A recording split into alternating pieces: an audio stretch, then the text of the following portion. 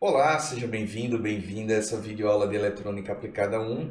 E nesse vídeo a gente vai dar continuidade ao assunto amplificadores, né? A gente já vem discutindo isso nas últimas videoaulas e agora a gente vai dar uma ênfase maior ao aspecto de amplificação de potência, né? Que é o que distingue, por exemplo, amplificadores de transformadores, né?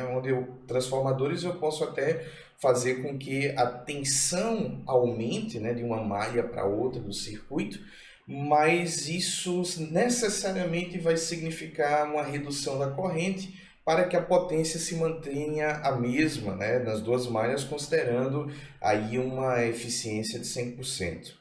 No caso dos amplificadores, existe ganho de potência, então significa que eu não necessariamente vou ter aumento apenas de tensão, mas eu posso ter aumento de corrente também, e isso vai dar o ganho de potência, que a gente vai ver algumas características e implicações desses ganhos de potência nessa videoaula, né?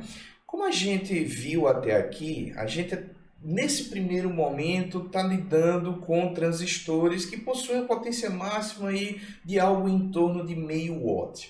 Tá? Então, esses transistores eles são mais adequados para os primeiros estágios de amplificação, se a gente considerar um amplificador de múltiplos estágios para que a gente tenha ganhos mais consideráveis. Mas eventualmente a gente vai precisar de potências maiores e isso vai demandar da gente algumas considerações, alguns cuidados que a gente vai ter. E uma das coisas que a gente tem que considerar advém desse conceito da reta de carga CA. A gente já estudou a reta de carga CC, que é aquela que a gente obtém no processo de polarização e que representa todos os pontos de operação possível para um transistor, dado uma determinada configuração, né, em um circuito.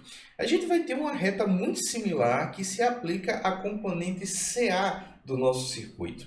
E quando a gente está falando dessa componente CA, no conceito de amplificação, isso é muito significativo porque o sinal que eu estou amplificando é um sinal CA, né? Então, no fim das contas, essa reta vai exercer uma influência muito grande no que eu vou conseguir amplificar e o que eu não vou conseguir amplificar com sucesso quando eu estou nesse contexto aqui de amplificador. Né? Vamos revisar algumas coisas que a gente viu em aulas anteriores.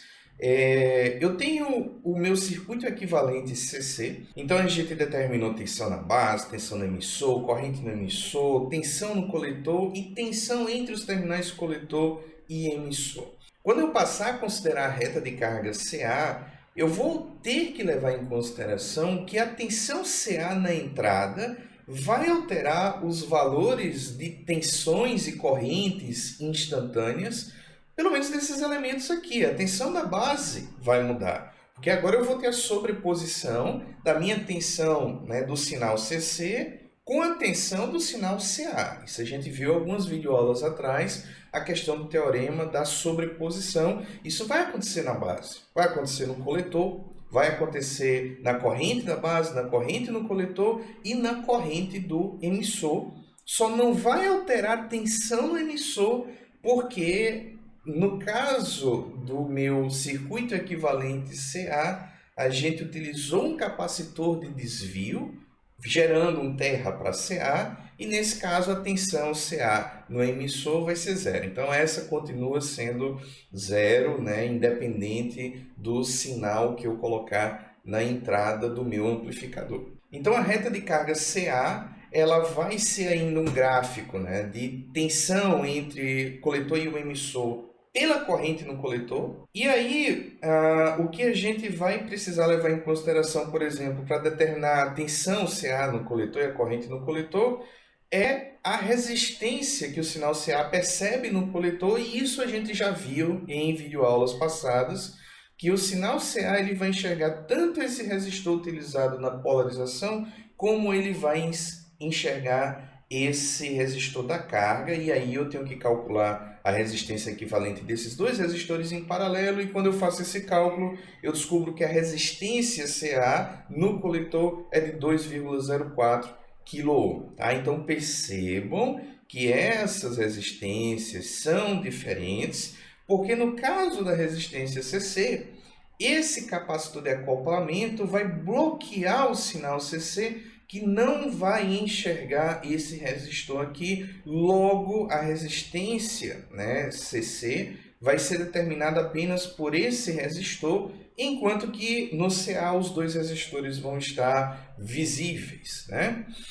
E com essa diminuição da resistência no coletor, eu vou gerar uma reta de carga que ela vai ter uma inclinação maior, porque essa inclinação é inversamente proporcional à resistência que eu vou ter no coletor. Eu também vou observar que no ponto Q, essas duas retas, a reta de carga CC, que está representada aqui com uma inclinação menor, e a reta de carga CA, elas vão chegar em uma interseção, vai haver uma interseção, e essa interseção ocorre exatamente no ponto quiescente, que é quando eu não tenho um sinal CA atuando ali naquela mistura, né, de sinal CA e CC. Isso vai acontecer quando eu não tenho uma fonte de tensão CA conectada no meu amplificador, ou quando eu estou exatamente no momento da inversão de fase, né? Saindo do semiciclo positivo para o semiciclo negativo, e ali no momento da virada eu estou com a tensão zero no sinal CA, e nesse momento realmente eu só vou ter o sinal CC, né? Como se eu tivesse só o sinal CC, e aí eu vou estar nesse ponto aqui, né? Na reta de carga CA e na reta de carga CC. Inclusive, a gente observa, né, os valores do ponto Q aqui, né, que é a corrente no coletor de 1,1 mA e a tensão coletor emissor de 4,94 V, que são valores que a gente já calculou para um exemplo que a gente vem reciclando todo esse tempo, né, até agora. E aí, quando eu incluo os pontos de corte e saturação da reta de carga CA, aí eu vou ter a reta completa aqui. Quando eu coloco o meu sinal CA na base desse meu amplificador, aí a tensão vai aparecer no diodo base emissor, que vai fazer aparecer a corrente no emissor. Essa corrente no emissor é aproximadamente igual à corrente no coletor, e aí vai determinar então qual é a corrente que vai aparecer aqui, né? E aí eu estou falando da corrente instantânea, que vai ser o resultado da sobreposição do sinal CC com o sinal CA. Mas no semiciclo positivo, o que vai acontecer é que essa corrente ela vai aumentar aqui, né? Porque eu vou ter a corrente quiescente mais a corrente do sinal CA, que está sobreposta. E quando eu estou no semiciclo negativo, eu vou ter uma diminuição da corrente no meu coletor e eu vou começar a caminhar para essa direção dessa reta de carga aqui. E daí, né, vejam, se eu estou falando de uma senoide, então eu vou ter semiciclos positivos que vão estar aumentando a corrente, e eu vou ter semiciclos negativos que vão diminuir a corrente no coletor em relação à corrente quiescente. E esse ponto de operação ele vai ficar dançando aqui na reta de carga CA. Tá? E aqui só para evidenciar como é que a gente pode calcular os pontos de corte e saturação, que foi uma coisa que a gente fez para a reta de carga CC, né? E que a gente vai precisar fazer uma coisa muito parecida aqui para a gente justamente chegar a partir desses dois pontos que são fáceis de serem calculados na reta de carga CA. No caso da determinação dessa corrente de saturação, né, e dessa tensão de corte, então uma forma da gente fazer isso parte desse ponto aqui, a gente aplicar a lei da malha nessa malha aqui do coletor, considerando o circuito equivalente CA, né? E aí eu vou começar a trabalhar essa fórmula, né, que eu obtenho a partir da aplicação da lei da malha, né? E aí perceba, né, eu isolei a corrente do coletor, né, a corrente CA, fazendo com que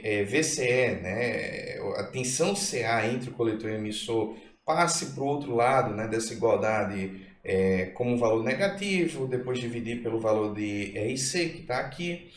E aí eu vou continuar trabalhando, né? Porque a corrente CA em um determinado momento, ela pode ser enxergada como um delta da corrente geral do meu coletor, né? Considerando os dois componentes CA e CC. Então, o que é esse delta aqui? É a diferença em relação à corrente quiescente. Quando eu não tenho o sinal CA, então eu só tenho essa corrente aqui, certo? A partir do momento que eu coloco um sinal CA, então esse sinal ele vai contribuir, né, com a corrente positiva ou negativa que vai influenciar, né, a corrente total, fazendo com que eu fique acima ou abaixo dessa corrente de referência aqui, que é a minha corrente quiescente. Tá? Então, quando eu faço essa subtração aqui, né, a corrente total desconta a corrente quiescente, o que eu vou ter é o componente CA, é esse delta que eu estou chamando aqui. E a mesma coisa vai acontecer para a tensão. Se eu quero saber, né, qual é a tensão CA em um dado momento, uma forma de eu enxergar o que é essa tensão é eu calcular esse delta, né, VCE, que é qual é a tensão que eu tenho entre o coletor e o emissor em um dado instante, desconta a tensão quiescente e o que sobra, né, já que você tirou o quiescente, você tirou o componente CC. Então o que sobrou é o componente CA. Tá? E aí eu vou agora misturar essas coisas, né? Eu vou trabalhar aqui a corrente, né? Então, no coletor CA, eu já descobri que é esse delta, né? Que é IC menos ICQ. E aí, se eu rearranjar as coisas um pouquinho, eu vou chegar nessa relação aqui, certo? Que é IC, a corrente no coletor, é ICQ mais VCEQ sobre RC menos VCE sobre RC, porque VCEQ menos VCE é exatamente esse delta CE aqui do qual eu estou falando. Então isso aqui vai ser um rearranjo.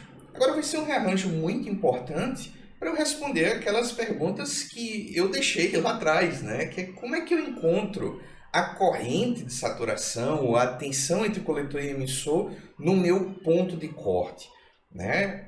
Bom, quando o transistor vai para saturação, VCE é zero, tá? Eu não vou ter tensão, né? Pelo menos aqui é como eu estou considerando nesse modelo, né? Que essa tensão entre o coletor e o emissor é zero, ou seja, é como se eu tivesse um curto entre o coletor e o emissor, é como se eu tivesse uma chave fechada. Então, nessa situação, a corrente de saturação vai ser ICQ mais VCEQ sobre RC. Pronto. Então, isso aqui é uma forma de eu determinar qual é a corrente de saturação para que eu a inclua na minha reta de carga CA. Como é que eu faço para determinar o ponto de corte? Bom, no ponto de corte eu não tenho corrente significativa no coletor, né? Então é como se eu tivesse uma chave aberta. Nesse caso, IC é zero. E aí eu vou ter que a tensão coletor e emissor vai ser ICQRC mais VCEQ, que é, de novo, né, IC igual a zero, e aí eu rearranjo para isolar VCE dessa forma aqui. Considerando que eu sei, né, esses valores da resistência CA, né, no coletor, eu sei qual é o valor de VCEQ, eu sei qual é o valor de ICQ, né? Lembrando, VCEQ é VCE tal qual calculamos quando só tínhamos o sinal CC. A gente só está colocando o quiescente aqui, né, o Q, para deixar claro que a gente agora está em um contexto onde existe um sinal CA e CC. Tá? Como eles dois coexistem, então eu preciso deixar claro que isso aqui é o quiescente, é o que foi calculado considerando somente o CC. E a mesma coisa que a corrente no coletor, ICQ, né? A gente já tinha calculado antes, né? 1,1 mA. Então, como é que a gente pode calcular, usando as relações que a gente aprendeu, né? A corrente de saturação? Bom, é só substituir os valores na fórmula, né? Fica bem fácil aí. ICQ é 1,1, 4,94 volts, que é VCQ, dividido pela resistência, né, no coletor. E aí eu vou ter que a corrente de saturação, né, no coletor para a reta de carga CA é 3,52 mA.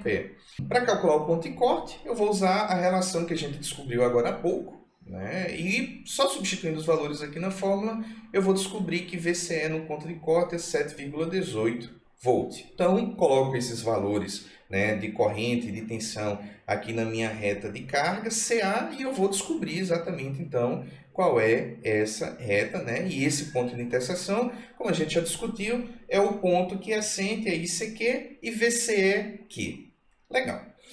Uma coisa interessante que a gente vai observar aqui é que eu falei que no processo de amplificação, esse ponto de operação ele vai ficar dançando aqui nessa reta de carga. Vamos observar que existe um limite para essa dança. À medida que eu vou aumentando a tensão VCEQ, eu vou aumentar até o ponto em que o meu transistor vai chegar no ponto de corte. Desse ponto não passa. O transistor ele só vai permanecer em corte. Tá? E a tensão vai ficar travada nesse valor máximo aqui de 7,18 volts, que é a tensão coletor-emissor. De forma análoga, né, quando eu vou crescendo na direção aqui do meu ponto de saturação, se o meu transistor entrar em saturação, a corrente no coletor não vai passar desse ponto aqui e a tensão não vai passar de 0 volt, se eu considerar a tensão coletor e emissor. Tá? E isso é muito importante para a gente determinar qual é a amplitude máxima do sinal que eu consigo alcançar como resultado do processo de amplificação. Como é que eu determino, então, essa amplitude máxima? Bom, a gente viu, tá, que esse ponto de corte aqui, vamos lá, ponto de corte, VCE, é igual a ICQRC mais VCEQ. Olha só, graficamente a gente conclui que essa componente aqui, VCE, é VCEQ. Como isso aqui é VCEQ mais ICQRC, o máximo que eu vou conseguir crescer aqui, variar a tensão em relação ao ponto que é assente, vai ser ICQRC. Certo? Então, isso aqui é a variação máxima que eu posso ter partindo do ponto que é assente em direção a meu ponto de corte. Certo? E ICQRC a gente pode inclusive calcular, a gente vai usar os valores que a gente já calculou e a gente vai descobrir que isso aqui é 2,24 volts. Então pronto, eu só posso ter uma variação de um semiciclo aqui de 2,24 volts em direção a o ponto de corte, né? Uma variação de crescimento da tensão VCE. E aí o que é que vai acontecer? Se na minha saída, né, eu realmente estiver indo até 2,25 volts nesse exemplo, então, e considerando, né, que o meu sinal de entrada é uma senoide que vai ter uma simetria, então a variação máxima em um semiciclo, em termos de amplitude, vai ser idêntica para o outro semiciclo. Bom, se eu estou respeitando aqui essa variação máxima de 2,25 volts, então nesse semiciclo aqui eu vou ter uma senoide saindo certinho, né? E no outro semiciclo eu tenho mais folga até, eu tenho uma distância maior entre o ponto que é assente e o meu ponto de saturação aqui do transistor, então ele vai conseguir produzir esse semiciclo aqui na minha saída do meu transistor sem nenhum problema. Os problemas começam quando eu não respeito esse limite de 2,24 volts e eu vou tentar, certo, ter uma amplificação mais intensa, tá? Um maior ganho de tensão. Sendo que, se eu tentar fazer isso, à medida que a minha tensão for crescendo na saída, né, do meu transistor, lá no meu coletor, o que vai acontecer é que eu vou chegar no ponto de corte do transistor. E essa tensão não vai crescer mais do que isso. E o meu sinal, ele vai ser ceifado. Vai acontecer o que a gente chama de ceifamento de sinal. Então, eu simplesmente vou ter a minha tensão travada até que eu comece a me dirigir de volta para o outro semiciclo e aí eu vou retomando o sinal da minha senoide. Do outro lado está ok, porque eu até tenho espaço para crescer aqui e acompanhar, né, um ganho de tensão, cuja tensão de saída vai ser superior a 2,24 volts, aqui nesse exemplo, mas um semiciclo vai estar cortado. Tá? Eu posso ter esse problema do outro lado também, certo? Ou seja, se eu quero saber, tá? Vamos considerar esse primeiro caso que a gente viu primeiro. A tensão máxima CA na saída, né, vai ser 2 vezes ICQRC se eu estiver nessa situação onde a menor distância aqui do meu ponto Q para alguma das extremidades da minha reta de carga CA é a distância do ponto Q para o meu ponto de corte, certo? Daí, inclusive, a gente já conclui uma coisa, né? Qual é o melhor cenário para posicionar o meu ponto Q na reta de carga, dado que eu consigo manipular onde o ponto Q está, simplesmente ajustando a minha polarização. O melhor cenário é esse aqui, ó, onde o ponto Q está no centro da reta de carga. Esse aqui é o ponto Q ótimo, porque daqui eu vou ter uma distância igual do meu ponto Q para o meu ponto de corte e do meu ponto Q para o meu ponto de saturação. Então, essa é a maior distância. Note que eu ainda tenho limites, claro, mas é o limite mais bem distribuído que eu vou ter, e isso vai permitir com que eu chegue à maior amplitude possível de forma simétrica. Tá? Nessa situação, eu vou ter que ICQRC, que é essa distância do ponto Q para o meu ponto de corte, e VCAQ, que é a distância em termos de tensão coletor-emissor do ponto de quiescente até o ponto de saturação, ela vai ser igual.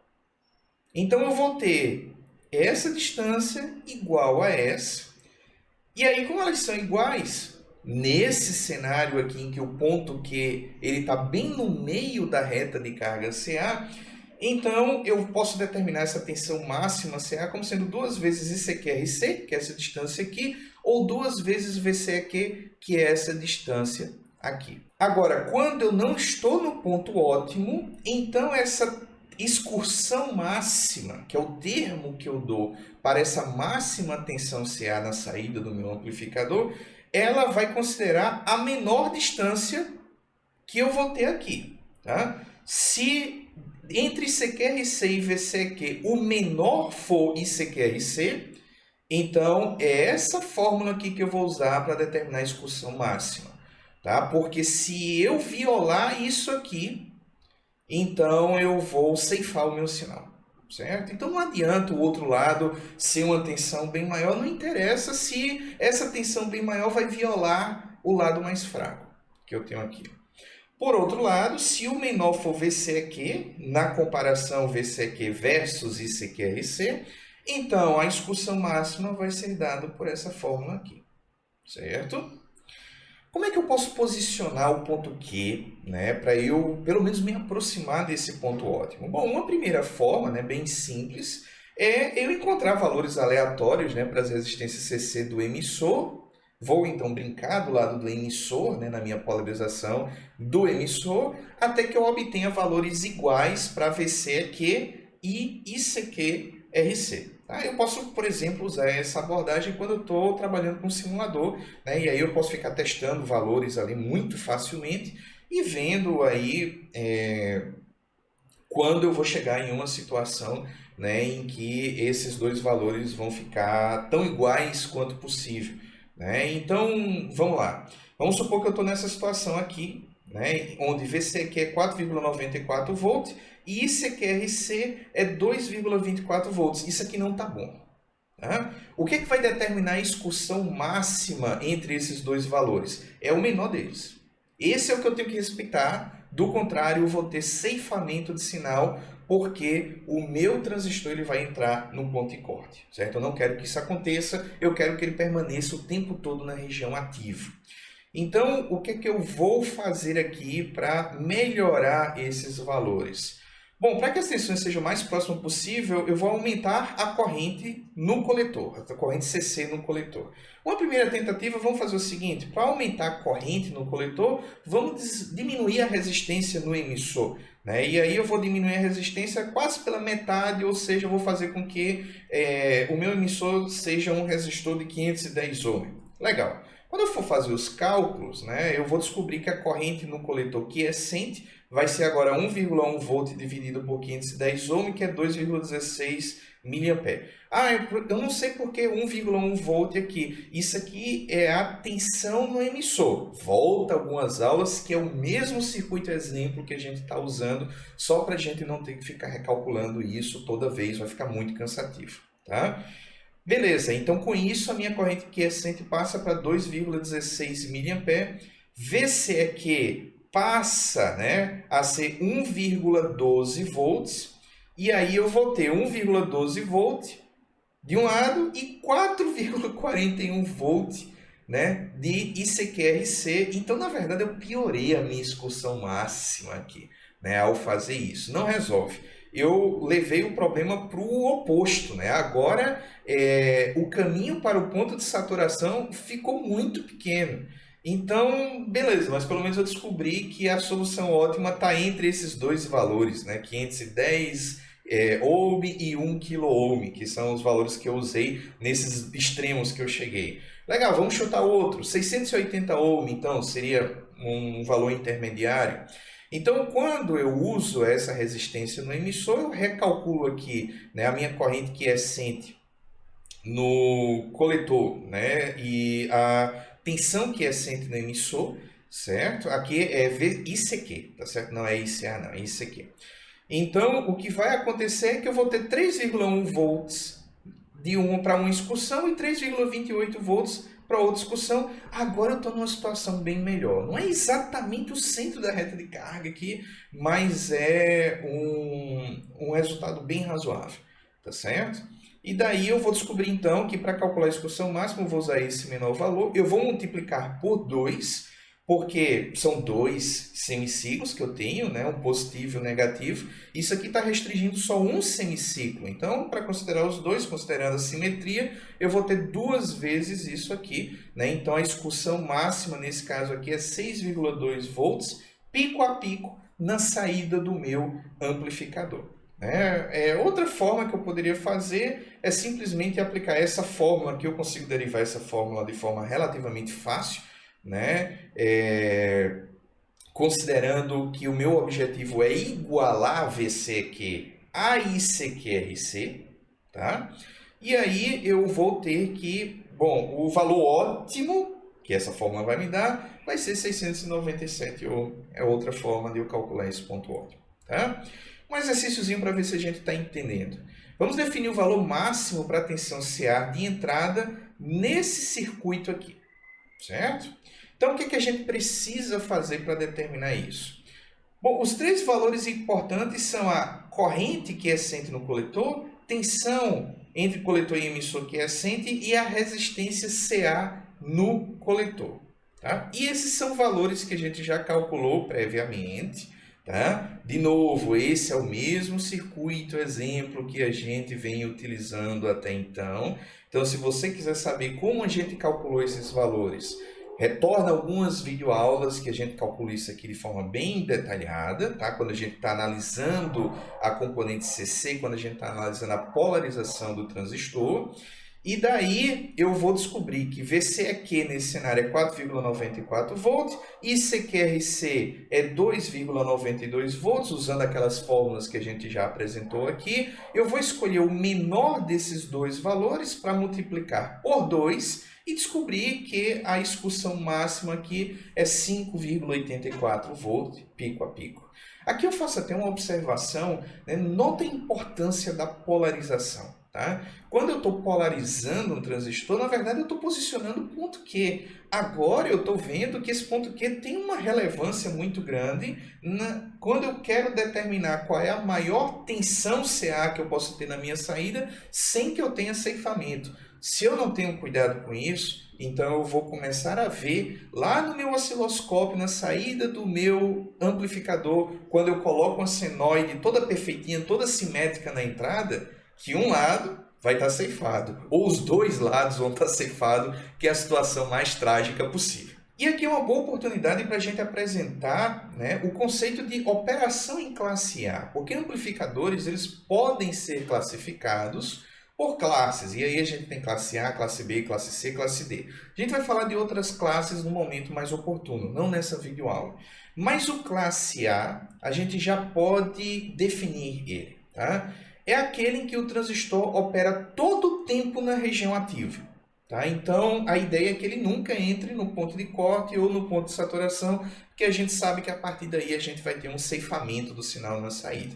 Ou seja, a corrente no coletor vai circular os 360 graus do ciclo CA. Quando o meu amplificador ele tem essas características, quando o transistor, né, ele vai operar sobre todo o meu sinal de entrada, então eu tenho um amplificador classe A. A gente também pode falar de potência, né? Ok, então esse tipo de operação, esse amplificador que a gente tem estudado até agora, como é que é a questão da potência nele, né? Bom, a potência vai ter um ganho.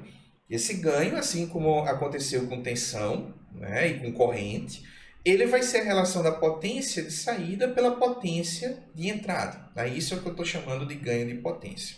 Então, por exemplo, se eu tenho na minha saída 10 mW e na minha entrada, meu sinal de entrada, a potência dele era de 10 microwatt, então eu tive um ganho de 1000. Esse é o meu ganho de potência. Agora, vale ressaltar que a potência na saída que conta é a potência na carga.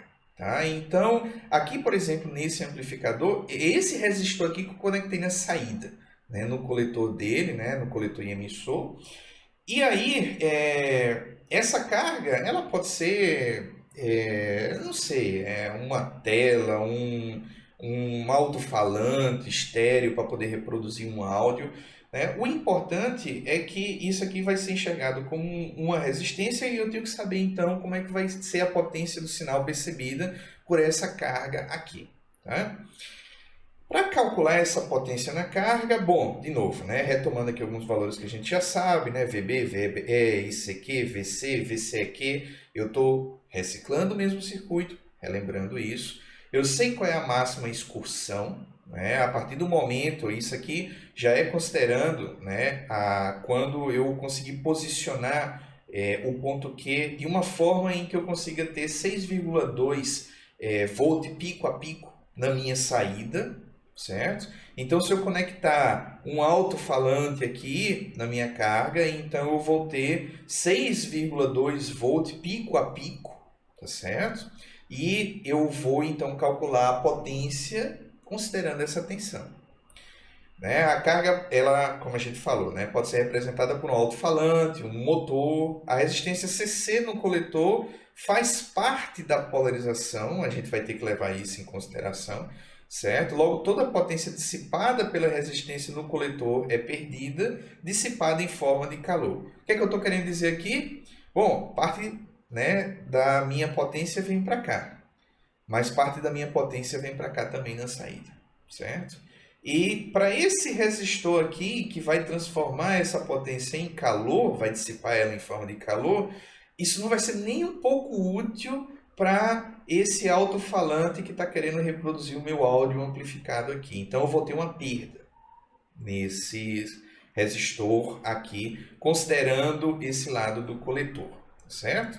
Então, quando a gente fala de potência na saída, a gente está se referindo somente à potência na carga, dada por potência na carga, aqui do inglês load, né, carga, é a tensão na carga vezes a corrente na carga. E aqui, tipicamente, eu vou trabalhar com a tensão RMS. Tá? E a gente sabe que a gente consegue transformar facilmente, né, tensão de pico em tensão RMS. Tipicamente, aqui, só um aviso, a gente geralmente trabalha com a tensão e a corrente RMS, certo? E aqui, lembrando como é que a gente converte uma coisa na outra. Alternativamente, a gente tem, né, que pode calcular a potência na carga como sendo a tensão na carga ao quadrado dividido pela resistência na carga. Se eu quiser embutir já nessa fórmula, né, a corrente aqui, a corrente ela aparece de forma implícita. Se eu estiver medindo a tensão pico a pico na saída do amplificador e não RMS, então eu posso usar essa fórmula aqui. Como a gente tem trabalhado, né, para o cálculo da excursão máxima com a tensão pico a pico na saída, então a gente vai nessa disciplina até usar essa fórmula com a maior frequência aqui. No caso vai ser V2, né, a tensão pico a pico na saída, dividido por 8 vezes RE. Aqui uma coisa interessante, né, que é a relação, né, da potência na carga pela tensão na saída, né? A gente vai vendo que essa potência vai aumentar com a tensão, né, nessa curva, nessa forma de curva que a gente está observando aqui nesse gráfico.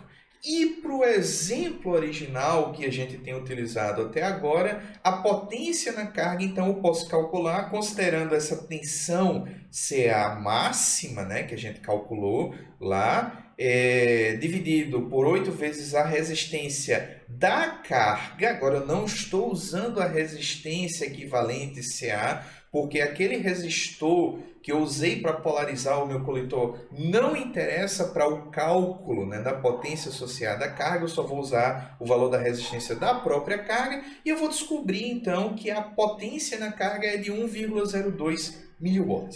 E com isso eu estou dizendo que eu perco potência em outras partes do meu amplificador, não necessariamente a carga, né? Por exemplo, o próprio transistor dissipa a potência, e a gente inclusive já viu isso, que a potência dissipada no transistor ela é calculada por VCE multiplicada por IC. Mas agora, como a gente está nesse universo de CC com CA, então é VCEQ, que é 100, multiplicado por ICQ. E esse gráfico aqui é interessante, né, porque ele vai mostrar o que vai acontecendo com essa potência, né, à medida que eu vou aumentando a minha tensão AC. Então a gente aprendeu a calcular a potência na carga, a potência na saída. Agora a gente precisa calcular também qual é a potência de entrada, né? O que está dando potência para o meu amplificador? Bom, é a minha bateria que eu estou usando para alimentar esse sistema. É dela que vai sair essa potência. Como é que eu calculo essa potência de entrada? Bom, a potência vai ser a tensão multiplicada pela corrente. A tensão da bateria é fácil, né? Eu estou vendo aqui que é 10 volts. Agora, a corrente, aí eu vou precisar determinar ela com cuidado, né? Para saber que corrente está sendo requisitada, drenada dessa fonte, né? Pelo meu sistema. E aqui eu consigo enxergar até facilmente que esse ponto aqui vai servir como um divisor de corrente, né? E eu vou ter uma corrente passando aqui para o meu divisor de tensão, que eu usei para polarizar a base, e eu vou ter uma corrente descendo aqui pelo meu coletor, certo? Considerando, claro, o sentido convencional da corrente. Nesse caso, o que vai acontecer então é que eu sei determinar essa corrente que está indo para o meu divisor de tensão. A gente já calculou ela antes, né? É a tensão da bateria, né, dividida pela soma desses resistores em série aqui, tá? Considerando que a corrente que vai aqui para a base, ela é tão pequena que ela pode ser desconsiderada nesse cálculo. É uma pressuposição que a gente já analisou algumas videoaulas atrás. E essa corrente que está vindo para o coletor aqui é a corrente que acende, né? A corrente de polarização, é a corrente que eu tinha quando eu tinha somente o meu sinal CC, né? Que a gente já sabe calcular. Então, essa minha corrente de dreno, né, que eu estou chamando aqui de S, onde esse S vem de source, vem de fonte, ela é a soma dessas duas correntes aqui. Tá? A corrente que está indo para o meu divisor de tensão e a corrente que está descendo aqui pelo meu coletor. É essa corrente que eu vou ter que considerar na hora de calcular qual é a potência que está sendo fornecida para o meu amplificador como um todo. Tá? Então, a potência CC fornecida para o amplificador, que eu estou chamando aqui de PS, né, a potência do source, vai ser a tensão CC multiplicado pela corrente de dreno.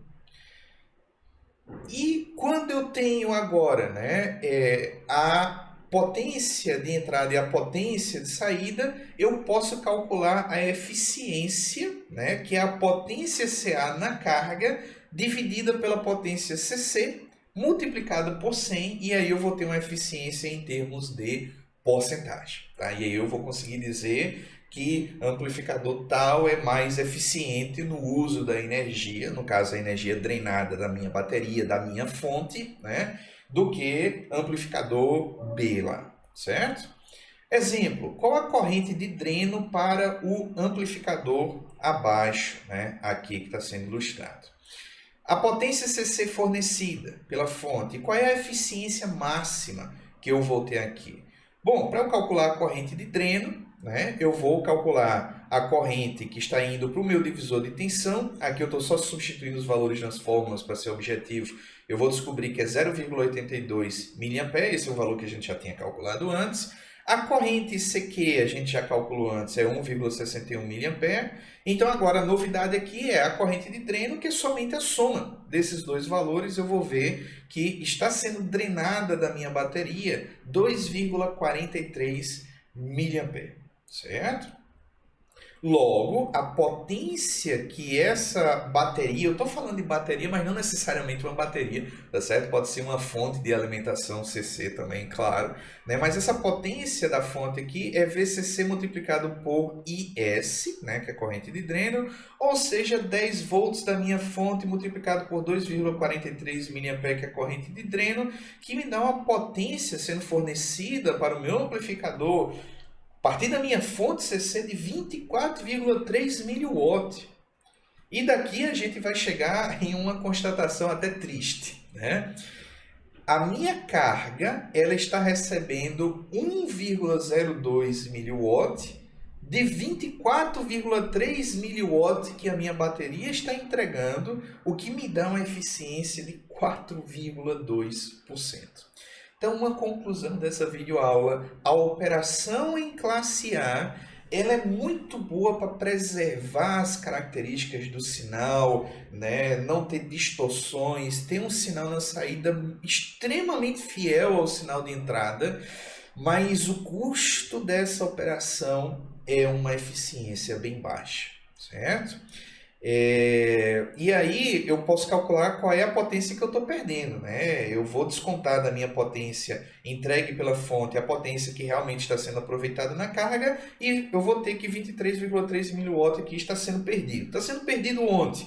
Bom, está sendo perdido, né, nos resistores do meu amplificador, no meu próprio transistor, que vai dissipar potência, né? Então é nisso que está acontecendo essa perda, né? É potência que está gerando calor e não realmente desempenhando uma função útil na minha carga.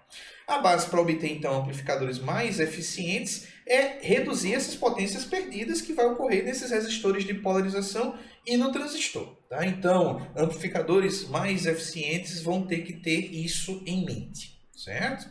E aqui só um pequeno exercício que eu vou passar bem rapidamente, tá certo? Porque vocês podem até utilizar ele para praticarem, para ver se estão entendendo bem o conteúdo. Qual é o novo valor, né, de VCA máximo se a fonte de alimentação aumentar para 25 volts? Então, qual é a nova excursão máxima nesse cenário aqui, né? Bom, se eu aumento a minha fonte de 10 volts para 25 volts, então eu vou ter um fator de aumento de 2,5. Né? Eu vou, para simplificar os meus cálculos, aplicar esse fator de aumento direto na minha tensão que chega na base. Antes chegava a 1,8, eu vou multiplicar por 2,5, eu vou descobrir que na minha base agora está chegando, dessa vez, 4,5 volts CC. certo? Isso implica que a tensão CC no emissor vai ser essa tensão na base menos 0,7 volts, né, que é da queda do diodo base emissor, e aí eu vou ter uma tensão no emissor de 3,8 volt. A corrente no emissor vai ser 3,8 volt dividido por 1 kΩ, que é o resistor que está aqui no emissor e que é enxergado pelo sinal CC, isso vai me dar uma corrente de 3,8 mA. A tensão no coletor vai ser 25 volts, menos a queda de tensão no resistor do coletor, que vai me dar uma tensão no coletor de 11,3 volts. Com isso eu vou ter ICQ 3,8 mA, que eu calculei no slide passado. VCQ vai ser 11,3 volt menos 3,8 volt, né? Que é VC menos VE, que vai me dar 7,5 volts. E a resistência equivalente para o sinal CA é 2,65 kΩ, e esses são os três valores que eu preciso para poder calcular a excursão máxima. Daí eu vou descobrir que VCQ é 7,5 volts. ICQRC vai me dar 10,1 volts. Qual desses dois valores eu vou usar? O menor, que é VCQ nesse caso. Então a excursão máxima vai ser 2 vezes 7,5 volts, que é 15 volts pico a pico. Isso é o que eu ganho quando eu aumento a minha tensão da fonte de 10 volts para 25 volts. Ok? Então, com isso a gente termina essa videoaula. A gente vai comentar ainda mais algumas coisas sobre amplificadores, né, nesse nosso canal, nessa nossa disciplina. Então, até uma próxima. Bons estudos. Tchau, tchau.